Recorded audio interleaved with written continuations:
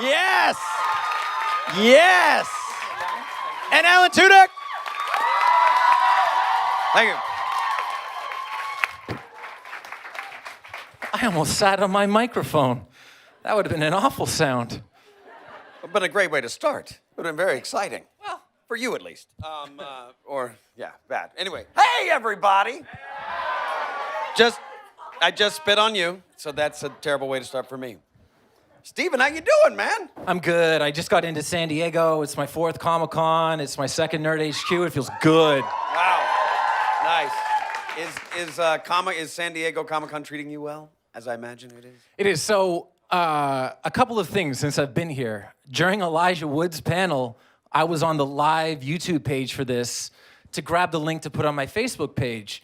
And I started commenting from my YouTube account. People were like, this isn't Stephen Amell. I'm like, it is Stephen Amell. And then they did some research. And this guy, Tim Barker, is like, it's his page, but it's his handler. Well, wrong again, Tim Barker. So there was that. And who in the audience knows how I got here? Practice. Oh. On a golf cart, because I saw you in the intersection. We got totally stuck in the intersection. I was sitting in the back with my sister and my manager, and we're on the street, and there's just a big semi-truck that was just keeping equal distance with me, and I turned to my sister, and I was like, this is really scary. And it was. We were 3 people on the back of a golf cart. It's supposed to fit 2 people. And we got stuck because the police wouldn't let us through the intersection, and there were a bunch of people walking to the panel. And so it's been eventful so far. I'm glad you made it. Very Thank glad you. you made it and didn't get sideswiped by any semis. That's nice. No, and I think I've already had the best moment of my Comic-Con. True story. Please illuminate us. Could Emily Wagner put up her hand? She's right back there. She's all the way in the back. Emily came in from North Carolina. We're going to hook her up in Hall H tomorrow night for the Arrow panel. Her mom, did you drive here? You flew here. No, but how did you get tickets? I probably shouldn't answer that question. I begged. She I bent the begged. rules. She bent the rules because she did. loves our daughter. That's okay. I begged. Emily, thank you for your letter. Thank you for everything. I really appreciate it. Thank you so much.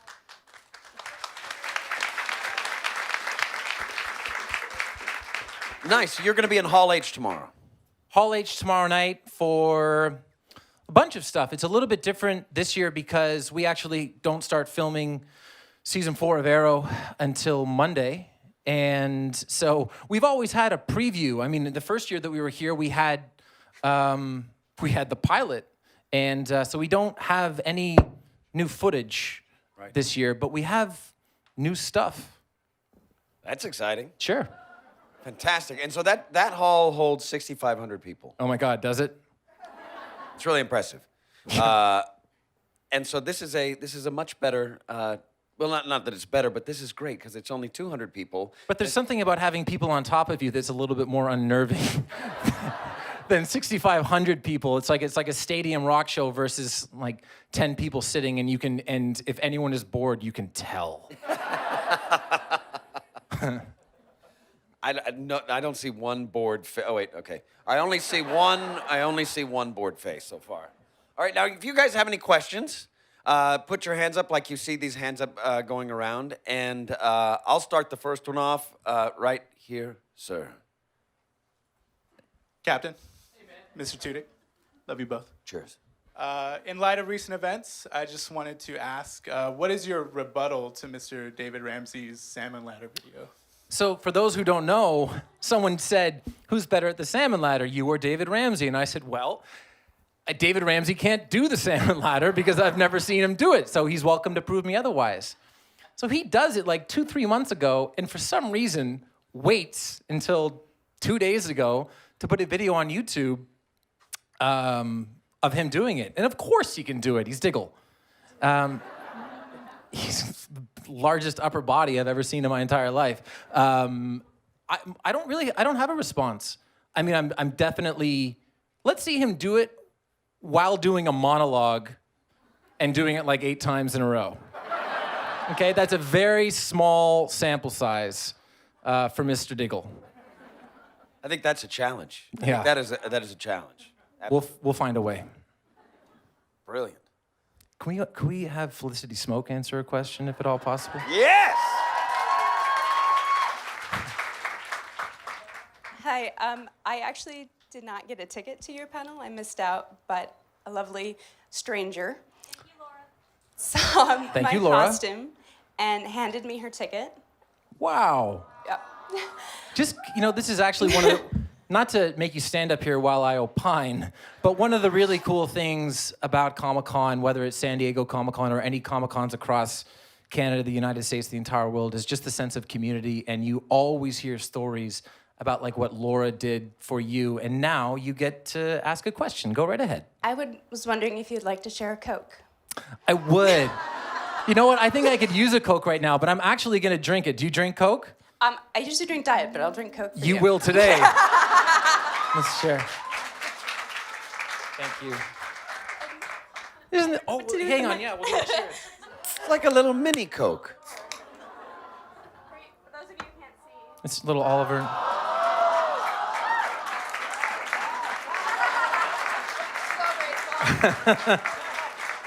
Thank you so much. Thank you so much. This is the most calories that I will get the entire weekend. Alan knows what I'm talking about. No, I don't. Oh, yeah. They don't. Oh yeah, they don't let you eat. No, it's mine is self-imposed at this point. Okay. Yeah, mine's self-imposed. I'm eating cake. Here. It's Comic-Con. Yes, the young lady with the blue hair. Which, there's 6 people stand up. No, just right, this blue hair. Welcome to Comic-Con. Yeah. Hi. I got into air a little bit late, but I absolutely love it. I started watching it after I listened to the podcast that you had with On Girl and Guy. Aisha Tyler? Yes. Last year, here. Yes. Yeah. And obviously you have a new series coming up where you get a whole bunch of new superheroes that you and the Flash get to kind of whip into shape. Sure. Who was the most one you looked forward to seeing the most, or who was your favorite? Victor Garber. Nice. I love Victor Garber so much. This is such an awesome story to tell. Everyone have people seen the promo for that? Okay, right. So it's Grant and I on the rooftop, and I started off, I started this alone, blah, blah, blah, blah, Arrow stuff. And Victor Garber has the first line. So when they're setting the camera up on me, he's standing right there. And he looks at me, pardon my language, and he says, "Steven, what the fuck am I doing here? I should be sitting by a fire, drinking wine, reciting dialogue directly to camera, but no! I'm on a rooftop in Vancouver, and it's raining, so I'll ask you again, what the fuck am I doing here?"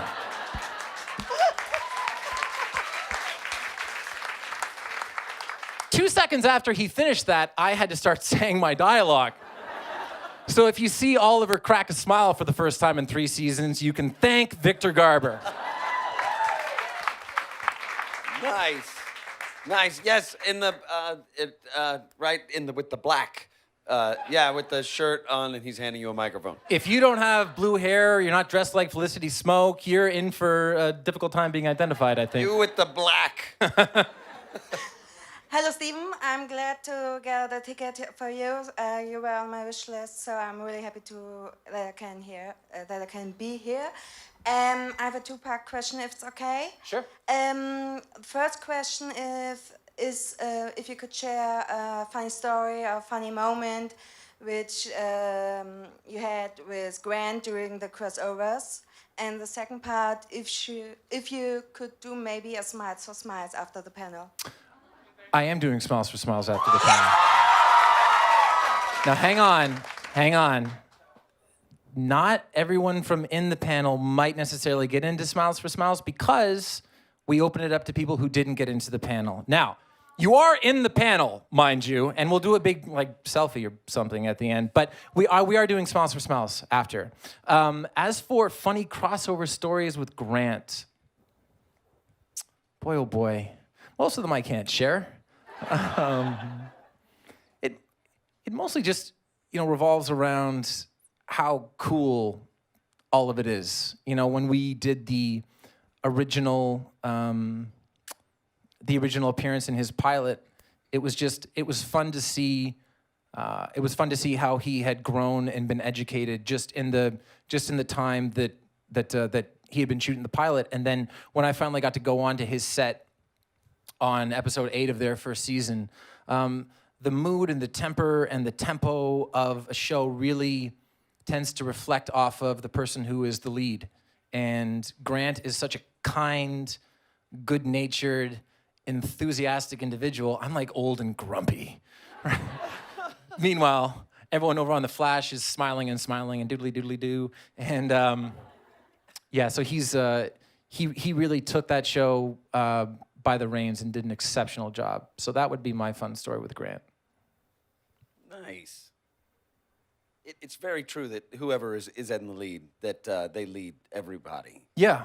It's wild how that works. It is. I learned a lot from good leads. I think I said this to Aisha on the podcast last year. You learn a lot from good leads, and you learn even more from bad leads. Don't ask me who they are. But I would just have loved to have spent one day on the Torchwood set with Barrowman. Because I can only imagine that people were popping out of birthday cakes naked and just a bunch of weird, awesome stuff. Yeah. Yeah. I had an experience with Nathan Fillion where he was the lead once. He's always the lead, but he was the lead in the show that I was doing. Congratulations on your new series. Oh, That's Conman, really thank exciting. you very much. Very exciting. That was a well put together piece of material. Thank you. Well Thank done. you very much, Stephen. Yeah, I was the lead in that one. It's a splintered mess. It's terrible what goes on there. Thanks, man. All right. And there was someone who almost was called on. Yes. Cheers. Thank you for all your. Hi, Stephen. Thank you for all your charity work. And my question is, so are you going to wrestle Stardust? SummerSlam. Wait. The question was, are you going to wrestle Stardust at SummerSlam? I'm not going to wrestle Stardust at SummerSlam. And I know that double negatives in the English language are a no-no, but that's Oh, come on. That was good. that's That was an good. That was Alfred good. E. Newman quote from Mad Magazine that I read when I was like 10 years old. I use it whenever I can. I am probably going to do some stuff with the WWE. I don't know if that means wrestling a match, but we'll see. You're going to do stuff with the WWE? Like wrestling. Are Wait you a gonna minute, play your I character? just said that I didn't know if it was going to be wrestling. I don't know if it's going to be wrestling. What are you going to do? Come out with a number and Come The on. WWE doesn't have ring girls, but if they wanted me to be one, I would be. Wow. Are you going to be playing your character? Or are you going to like come up with a whole new character? Can't talk about it. Oh, I'm sorry. Wow. What about people over here? I see that girl right there. I see you. Stand up. I'm pointing right at you. Microphone to the lady. Sorry, I just took your job there for a second. No, hey, this is mutual back and forth. So how excited were you to see that Elicity won the MTV Ship of the Year? So excited I almost knocked over my Coke. I was really excited. I've known. Truth be told, I don't follow the mentions line on Twitter that much because I don't think that it's the most healthy place for someone with a lot of followers to read feedback. But I was aware that there's Teen Choice and there's MTV Fandom of the Year and Ship of the Year, and Emily and I were super, super excited. I was just scrolling through Twitter last night and I saw that we had won. And so everyone that spent time on Twitter voting and Facebook that spent time voting and just in general, everyone that has become such an awesome fandom for the show, it's so appreciated. What's your favorite part of playing that relationship together? That the scenes always tend to be different by the time we play them than they are when they're written on the page. We tend to, not that the writing isn't excellent and the storytelling isn't cool, because it is, but we always tend to find little nooks and crannies that I think make our relationship resonate with people. Very nice. Or you take that half. I'm gonna take this half. Why Okay, don't we we'll do that? alternate. Okay, that's our geography. Yes, right behind, and yes, with the buttons, and the. There we go. Hi, Stephen. Thank you for coming. My question is, did you know beforehand that Katie Lotz's Black Canary was going to be kind of resurrected as of sorts for the spin-off series? The spinoff got pitched to me. I'm trying to think where we were. We were somewhere in the middle of season 3, and they told me some of the characters that were coming along, and I was fired up. I mean, I thought that Katie did such a wonderful job in season 2, and a very brief moment in season 3 as Canary. So and Katie is wonderful. So I was excited to have her back, and I'm excited to see her reintroduced to the world, so to speak. Great, thank you. Thank you. Yes, that lady right there. No, it's, there you go. You got the microphone. Hi, All right. Stephen. Hi. First of all, I love you. Thank you for coming out for us. You're welcome. I wanted to ask you, I know you're on a friendly basis with Jensen and Jared from Supernatural. Yeah. And you also... I want one of those bags with them on the back. Okay? I have one. You have one? Come see me after. Okay. I'll take care of you. I'm legitimately willing to trade things for that bag. That's where Not it's what at. you're thinking.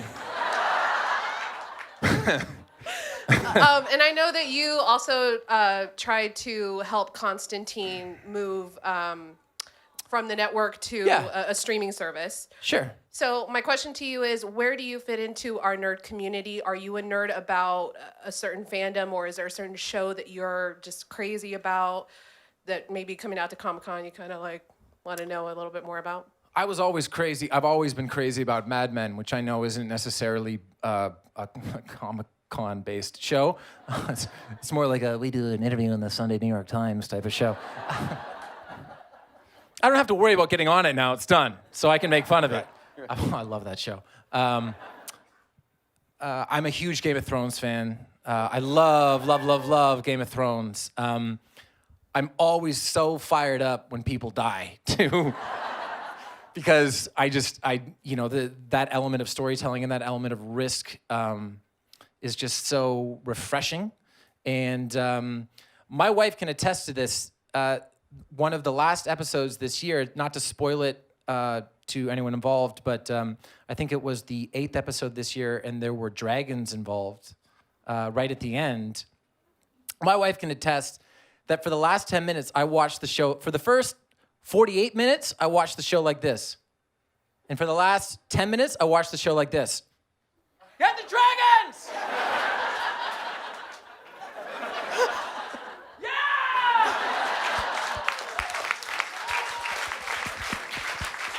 So any show that makes me stand up and feel like it's Game 7 of the Stanley Cup Finals, that's a good show in my book.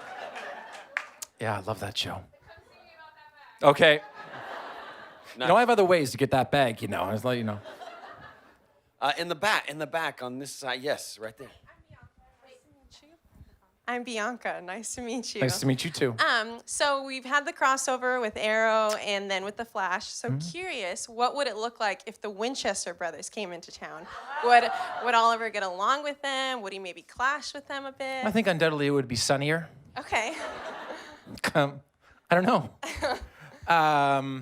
They're in season 11, so they'd have to travel way back in time. Just a bit.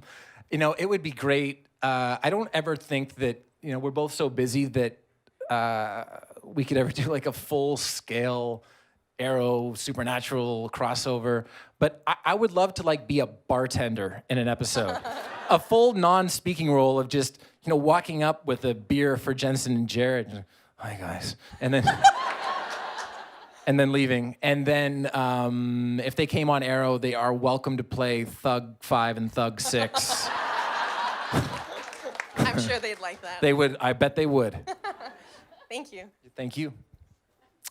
That gentleman right there. Hi. I was just kind of curious. Once the Flash kind of came in, everyone on the Arrow crew kind of adjusted different ways to how to react to superpowers. Yep. So let's say it does happen, Supergirl's in the same universe. How would Diggle and Oliver react to seeing someone like that? Well, we've seen how Diggle reacts to speed. I can't imagine how he reacts to somebody flying. I'm excited. You know, our director of photography, Glenn Winter, directed the Supergirl pilot and is directing the second episode. And that, to me, having not seen it, I'm very excited to see it. And I'm hopefully meet Melissa this weekend. And I've heard really good things. But the coolest thing for me was that, you know, Glenn had directed episodes of Smallville, but he directed episode 116 of Arrow and came up with a lot of concepts that stayed constant throughout the show. The idea of transition shots between the present and the flashbacks, and then the flashbacks and the present. And so he went on to direct really important episodes for us. He went on to direct really important episodes of The Flash. And when the time came for the Supergirl pilot, and Greg Berlanti brought him to the people at CBS and said, "This is your guy," they just took a look at those episodes and went, "Yes, he is." So that's I'm so happy for him, because, you know, he'll be here at the pilot screenings this weekend with his son Max, and they'll be checking it out and seeing the reactions. And I mean, that for me is the best part of the whole Supergirl experience. So hopefully, you know, at one point or another, DC Television gets to just do one giant conglomerate crossover. Yeah. Awesome. Thank you. Thank you. Like a Super Friends type thing? Yeah. Like a Super Friends type thing. That would be great. I've always wanted to be Aquaman. Now, Jason Momoa is definitely going to do a good job. Now, I've met Jason Momoa, and there's never going to be another Aquaman, because he'll kill them. He's very large. He'll kill them. I was like, how's the movie going? We were in Birmingham in the UK. How's the movie going? He looked at me and he goes, "Dude, I'm a savage." All right, Jason. Was he talking about the character, or he was just referring to himself? I don't know. I always wanted to play him as someone who stinks like fish. He gets out of the ocean like, "Oh, Jesus, Aquaman here." And he's got like some of those six-pack rings, you know, stuck on his, you know, sort of like on his arm, and a, you know, trawling nets sort of dragging behind him. Full 80s costume. Oh yeah, that one, and he can only defeat his enemies by drowning them. He just drags them into the ocean and then just lays on them until they die. And then he goes to get another one, and then he drags them in the ocean. They went with Jason Momoa. Remember what I said at the beginning of this conversation? I changed my mind. That would work. On this side, yes? Right here. Hi. Whoa. Hello. So, two things. Sure. That guy you posted a picture of at Starbucks yesterday, I think. Today, you don't know him, Today. do you? I see him there all the time. There was a guy at Starbucks, and I felt kind of bad, but he was laying down to plug in his computer, and it just sort of looked like he was laying down to sleep in a Starbucks, but it looked like one of those photos that you see online. You're like, that's not real, because he had a full Dell desktop computer from 2004 set up.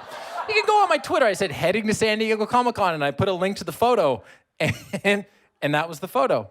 Unbelievable. I swear to God I took that photo, and now we have proof.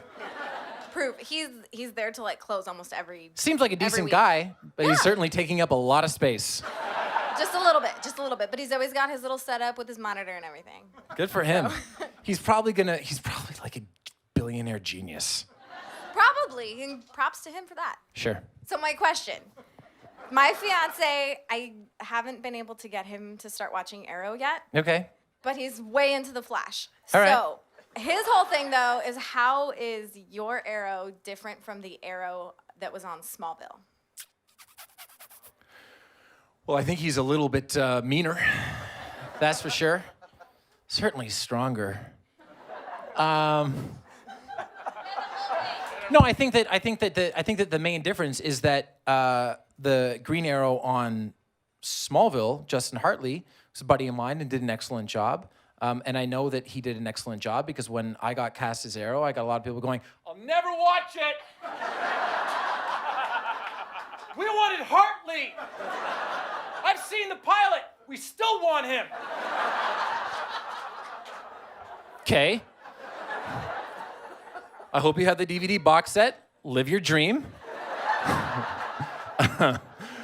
But the main thing is that he was a peripheral character on Smallville, right? So I mean, he was a regular, but he was a peripheral character. So we really get a chance to get into the Oliver Queen backstory that we tell over the course of our first 3 seasons, and hopefully our 4th season, and hopefully our 5th season, because we kind of do it a year at a time.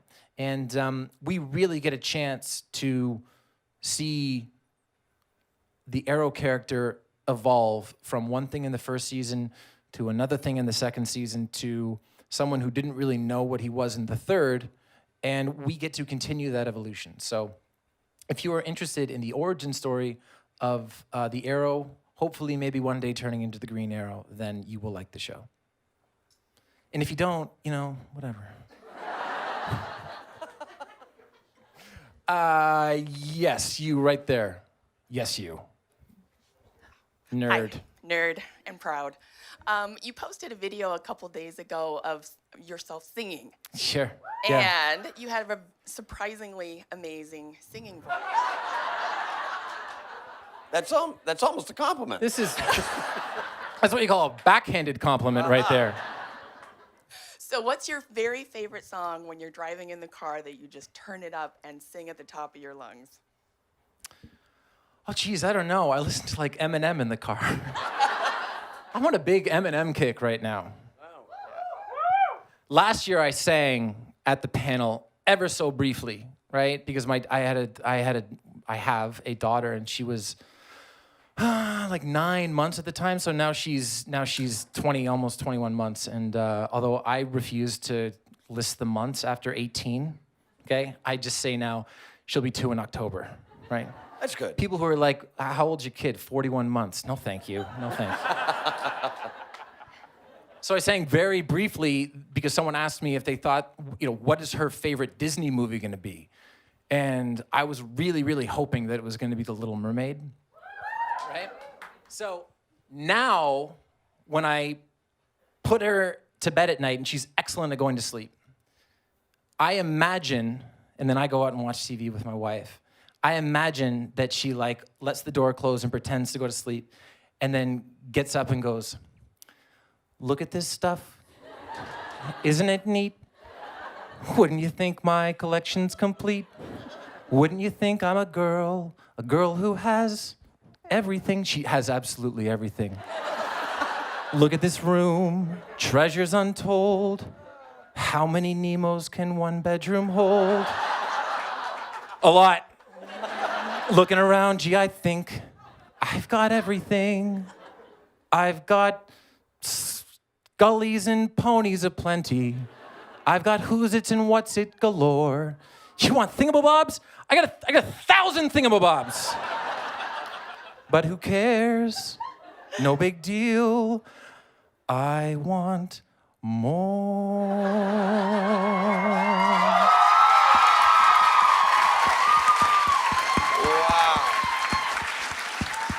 I want to be where my parents are.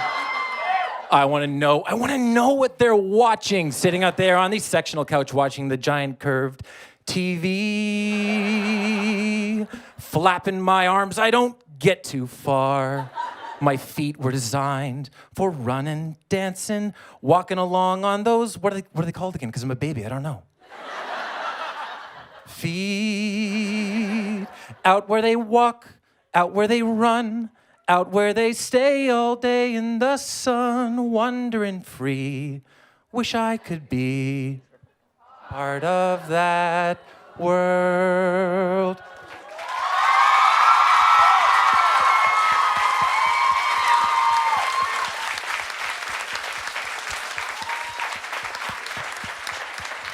I thought of that in the shower. I thought of that. My brother-in-law is backstage. I bet you if you asked him, he'd be like, I heard him singing Little Mermaid in the shower. It was a long, long shower. It was a long, long shower. I'm going to sing the Sebastian song now from that same... No, I can't sing. Have you ever done any musical theater? I played Tony in West Side Story in high school. And I played, can't remember his name, in the Fantastics. And, exactly. And I played somebody in HMS Pinafore. Yeah. That was a character name, or that you don't remember that one? I don't remember him either. He's the guy who was like, he is an Englishman. That one? I auditioned for that role. I didn't get it, so I forgot his name too. Wow. Well, I hope that in the little time you have off every year, you're able to do some. You do have a. I had 4 days off this year, Alan. 4 days. I wrapped Arrow on April 20th, and then I started Teenage Mutant Ninja Turtles on April 27th, and I wrapped that on Tuesday, as in like this past Tuesday. And then I'm going back to Arrow on Monday. Well, there's a little time in there. There is a little time. You're right. Probably You're right. get like a limited run on Broadway. My opportunity to sing was 4 minutes ago, so I hope I nailed it. You did. You got the job. Wow, brilliant. You know, Joss Whedon did a Buffy episode where it was a musical episode. Hopefully Never doing a musical episode. No. Anyway, keep going. Okay. They should do one. Absolutely. Yes, sir. Hey, Steven. Thanks for bringing 3 great years of television for Arrow, one of my favorite shows on TV. I was wondering, is there any deleted scenes or anything that didn't make the cut that you really hoped would or really liked? We have filmed dream sequences at the beginning of the last 2 finales, and neither one of them made it into the show. And they were long scenes to film. And if you knew the production schedule on Arrow, you don't have a lot of wiggle room to do an extra scene. Like when I was on Turtles, the producers were like, hey, we noticed something yesterday. We wrote a brand new scene. We're filming it, this day. We don't have that luxury on Arrow. So I was disappointed that they didn't go in for that reason, because we put good time to them that we could have put to other things. But I was also disappointed because I thought that they added sort of a mystical, dreamlike element that we don't often see on the show. Do you want to know what they were? Yeah. I can tell you. I think that there's a deleted scene. I think it's on the season 2 DVD, Blu-ray, whatever they're called nowadays, where Slade is about to kill Moira, and I stop him. Right? That's sort of this dream sequence, and I murder him, and it was like that took a long time to shoot because we had to recreate a bunch of elements of that scene. And this year, there was a scene with Emily and I in the car that actually played a lot like the scene at the end, but turned very nightmarish. And it's what snapped me out of my slumber, and then I'm on the plane with Roz. So if you wonder why I'm sleeping, it's because we shot a dream sequence at the beginning of the episode. Cool. Oh, and the scene when Oliver and Tommy kiss. That never made it either.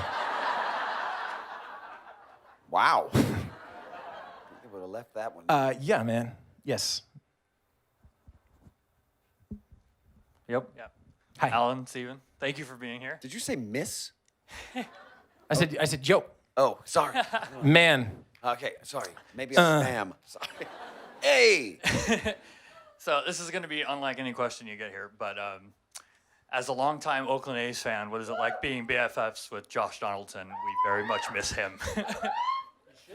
We do. He's excellent. Thank you for helping him get in third base in the All-Star game. Yeah, he's a good guy. I mean, so I did this campaign on Facebook, and we contributed to Josh Donaldson getting elected into the All-Star game. I'm sure there's lots of people here who voted. And I met him, and I gotta say, he is a good guy, and I was so relieved because professional athletes that I've met, well, it's not that they're bad guys. I just don't relate to them that much, despite the fact that I grew up playing sports. We now have very different lifestyles. And is there something funny about that? I was like, I'm kidding. I feel like a teacher. Yeah, no, he was a really good guy. Good to meet him. He let me take batting practice at Rogers Center, and that was like, unfortunately, I'm legitimately, that was like a top 4 moment of my entire life. Like the first one involved, my daughter being born, and the second one was probably something my daughter did, and the third one hopefully involved my wife, and the fourth one was hitting a home run at the Sky Dome. Yeah. You hit a home run? I hit a home run in batting practice. I hit one. That's it. Wow. One career homer. You get it. Wow. Yeah, it was amazing. I think I drank like 19 beers the rest of the day. They couldn't touch me. It was like after Travolta stabs Uma Thurman in the heart in Pulp Fiction with adrenaline, she could have done a bunch more drugs. They wouldn't have affected her because she had adrenaline coursing through her heart. That was me minus the heroin. Minus the big needle sticking out of your That's chest. right. That's right. Wow. I would have had that same experience if I hit the ball, like fouled it out. That's amazing. Yes, right here in the glasses. Hi, how you going? How was the trip from Australia? Long. Yeah. Very, very long. I got in Wednesday morning, so I'm very sleep deprived. That's okay. A lot of people have died on Arrow. Just put it nicely. Yeah. Which death scene was the hardest to film?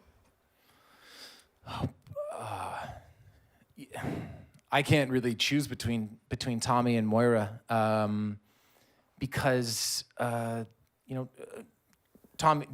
and I spent more time together, and I remember being more affected by the news that his character was going to die because I had never experienced it before, and with Moira it was the same thing. That was a more arduous scene to shoot because I was tied up, hands, ankles, and they tried to tie me up like they would tie up an actor who they didn't want to injure. And I was like, guys, I need to strain against this. You actually have to tie me up. So I was just laying on the ground for like hours. But Tommy was that scene was really difficult to shoot. It's just not a lot of fun when you are working with someone for a long time and they become friends and family, and we're all coming from LA or somewhere, and we're depositing in Vancouver, and we are our social network because we all work so much together. So that when you lose someone, it's really difficult. I didn't answer the question a little bit earlier about funny things that happened with Grant in the crossover. I did needle him one time because this happened to me in the first season. We had a director coming on the show, and he turned and he posed a question to me towards the end of the first season because this always happens. And so I turned to Grant during the crossover and I go, hey, so which regular do you think is going to die at the end of the year? And he was like, I don't know, we're like a lighter show. And I go, okay.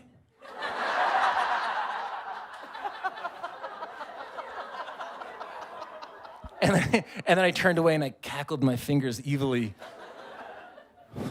That was a terrible thing to do. Nice. Let's go to the back. I can see you right behind the red hat.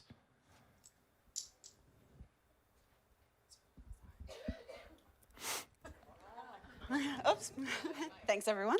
Hi, Stephen. Hi, Alan. Thanks for being here. I'm here from New York, and you said a lot of great things on social media about New York, so thank you. Mm-hmm. Not the traffic. No, I agree with you there. That's terrible. First class city, third world country traffic. Sorry. Oh, I don't disagree. Yeah. It's terrible. So my question would be, since you have Melissa and Grant kind of with the Glee background and singing, what is your go-to karaoke song? And then what would Oliver's go-to karaoke song be? Oliver's, I got to think about Oliver's for a second. I have songs that I like, but my go-to when I really want to shake things up is Music of the Night from Phantom of the Opera. Because they have it, no one ever sings it, and I'll be in these like rundown karaoke bars, and I'll hand it in. The guy will go, really? I go, I'll win the crowd over with this one, don't worry. I feel like Oliver's go-to song would be something from like grunge era rock, early '90s Seattle, like Glycerine or something, or like Nirvana and the Unplugged album when Cobain was just there going, monsters or something. You know. But hopefully now it would be like Oh What a Night or something. Great song. Thank you. It's a great song. Yeah. That's a good question. I like to do an Elvis song. I have to just, not that I was asked, but I like to do an Elvis song just to throw it out there in case you don't know what to do. There's Are You Lonesome Tonight? Yep. Because there's a big space in the middle of that song where he has that dialogue of, Are you lonesome tonight? And you can say whatever you want? Whatever you want. Oh, that's a great idea. Background music and like hoops behind you, and it really sounds, it's got production to it. I'll throw out some Zach Brown Band. That's a lot of fun. Oh. I'll throw out some Beatles, Frank Sinatra. Nice. Yeah. Good. Lionel Richie's a good one too. I'm not going there. No? It's not my register, I don't think. Yes, sir. Yes. Hi, Stephen. Hi, Alan. I'm Rob. Nice to see you both. Alan, having played Ollie on Young Justice, can we have an arrow off? Is that true? Yes. Yes. No, I'd lose. I don't want to. No. So, but I have a good idea because the I don't know if it would be better before or after, but say an arrow line that would appear on Young Justice, and then I'll arrowify it. This is the video game, right? Oh, it was the animated series. Right. Just plays so many comic book characters that he loses track. I've been the Flash before. I was Superman. I don't know. I think I remember one line was I said no cheese on this.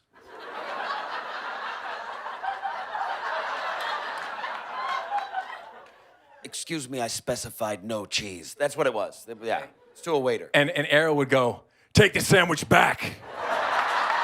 You know what I ordered. You have one more chance."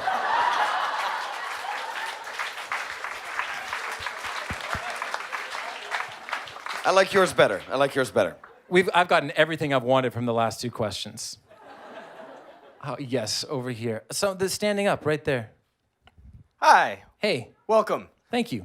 So if you had the opportunity to do any project you wanted with Zach Levi, just whatever, what would it be? I don't know. But I am doing a project with Zach Levi. Spoiler alert. But I don't know. I mean, Con Man. Like a comedy. Yeah, like Con Man. Con Man. That's it. That's the answer right there. I gotta get you on Con Man, and I'll get you singing. I'll give you a singing part. I can do anything on that show. I'm totally in charge. I will give you my character description on Con Man, okay? Because I certainly don't want to play myself or even a version of myself. Okay. I will play because this person exists at cons. I will play the guy who's only ever done movies, who's doing his first con, who shows up from 11 to 1 on Sunday and treats everyone like shit and then leaves. How's that? And then he sings a song. And then he sings a song. As he's walking out, people are throwing shit at him, and it's brutal. And he turns around and he busts out a like stylized version of "Part of Your World" from Little Mermaid. Yes, I don't want to be part of your world or something like that. I think that's a great idea. That's a great idea. Oh, is it my turn? Right here. We're so close. Hey, Stephen. It's so good to be here. I can't believe I'm here. Same flight from Australia as our friend? No. Okay. No, I don't think so. But my question would be, because we really love what you do on Facebook. We follow it all the time. And there's always a question when you are going to come out to Australia to visit us at our cons. I'm thinking of taking a trip to Australia, not this Christmas time, but the following Christmas time. So where would you go to first, do you think? I have no idea. Where would Melbourne. you like to go? Sorry. But I'll tell you what, based on the Australians that I've met in my life, it's not really going to matter because I'm going to have a good time all over the place. Awesome. I'm dead serious. These people are maniacs in the best way possible. Right? Right. In a good way. We'll see. I will keep people updated because it'll be something that I know pretty far in advance. Yep. Cool. What do you recommend? Yeah, what do you recommend? The Gold Coast? Is it nice in December? It's beautiful. Sounds like It's their summer. Yeah, perfect the next day. What is that? I don't even know what they say.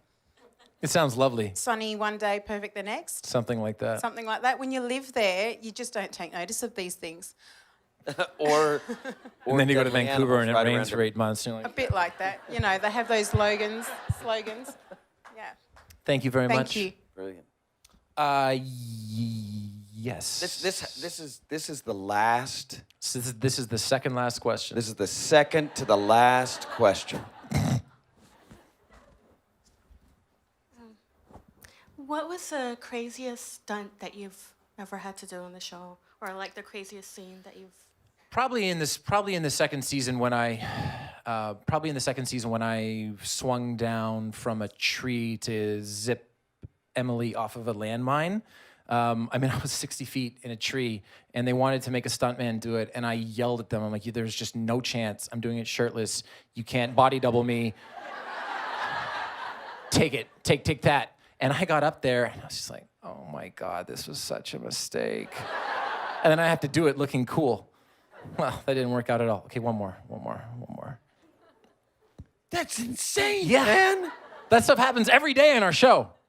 I just shot an action sequence in New York for 5 straight days with the guys that do all the stunt sequences for Fast and Furious, and they're doing Captain America right now. And I lost 8 pounds during the week. It was insanity.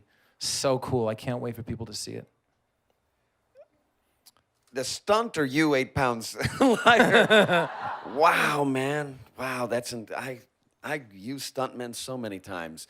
Alan, you're gonna take a knee. No, I'm not. Dakota's gonna take a knee. That's right. Oh, I get it now. Why don't you pick the last? Oh, okay. The last person. The woman who almost stood up out of her chair right there. Well, I mean, don't stand up if you don't mean it. Okay. Okay, thank you. Hi. Okay, my question is, if there's a person that you still haven't met and you'd love to take them out for a drink somewhere, to your favorite bar, who would that person be? Alive or dead? I mean, I think that would be me. I think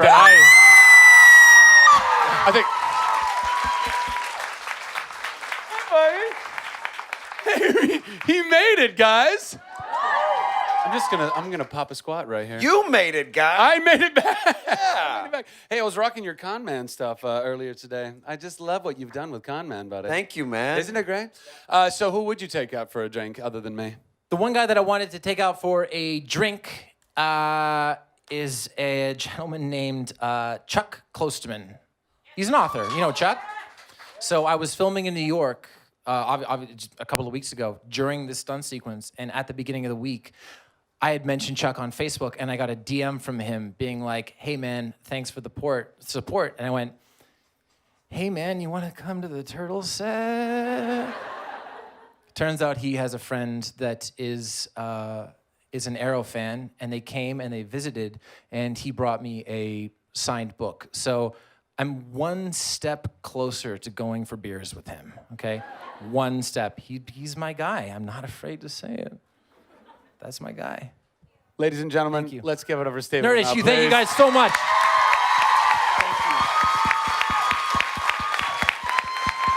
And Alan Tudyk, everybody.